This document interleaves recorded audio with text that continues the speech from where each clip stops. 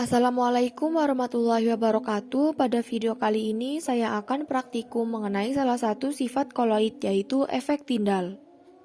Bahan-bahan yang kita perlukan dalam praktikum kali ini adalah kertas, 3 gelas air, kopi, garam, susu, sendok, dan HP atau senter. Pertama, kita campurkan garam dengan air.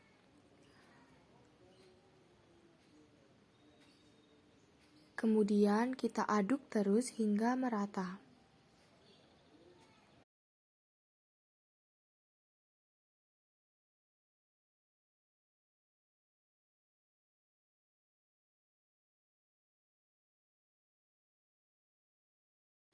Yang kedua, kita campurkan kopi dengan air.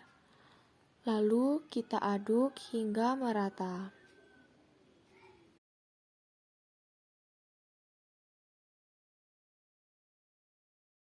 Dan yang terakhir, kita campurkan susu dengan air. Kita aduk juga hingga merata. Larutan pertama yaitu larutan air dengan garam. Jelas terlihat berwarna bening sehingga tidak terlihat lagi dua partikel antara garam dan air. Larutan ini termasuk larutan homogen. Larutan kedua berupa larutan kopi dan juga air, di mana jika didiamkan akan terjadi endapan. Dan yang ketiga merupakan larutan susu dengan air. Larutan ini berwarna, namun larutan ini termasuk ke dalam larutan homogen.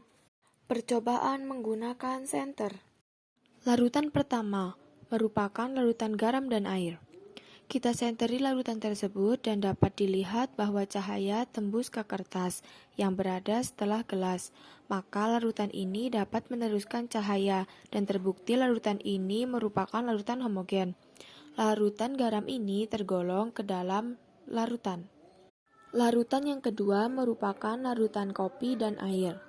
Saat kita senteri kopi, cahaya tidak tembus ke kertas, tetapi cahayanya berpendar dalam larutan, maka larutan ini disebut dengan suspensi. Larutan yang terakhir adalah larutan susu dan air. Saat kita senteri, cahaya tidak tembus ke kertas, namun dipendarkan di dalam larutan.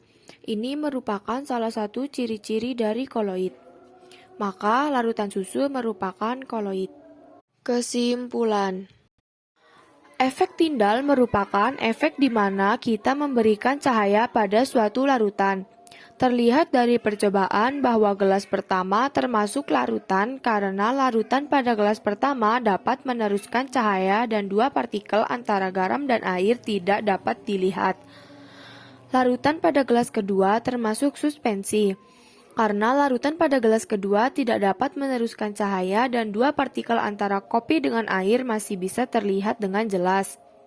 Larutan pada gelas ketiga termasuk koloid, karena larutan pada gelas ketiga tidak dapat meneruskan cahaya dan dua partikel antara susu dengan air tidak dapat terlihat. Sekian yang bisa saya sampaikan. Wassalamualaikum warahmatullahi wabarakatuh.